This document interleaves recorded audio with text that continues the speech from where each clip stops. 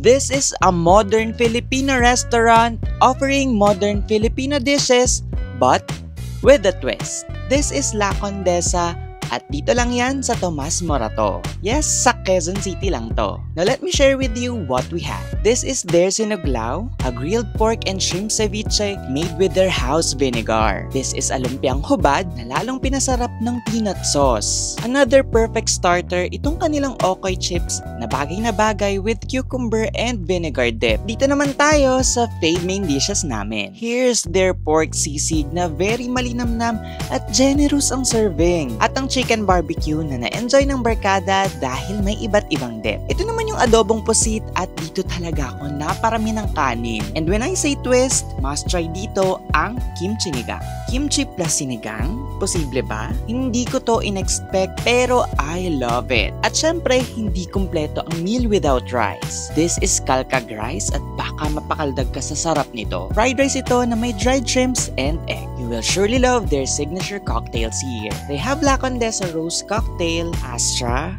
and Negroni. For signature mixed drinks, I recommend Sagot Gulaman. Must try din itong Ube Queso Latte and the Chai Taho Latte. And sa mga team kape like me, please wag palampasin itong signature coffee which is the Rose Latte. They have both indoor and alfresco dining, making it perfect for date nights or if you just wanna dine casually. They also have a VIP room for gatherings and occasions.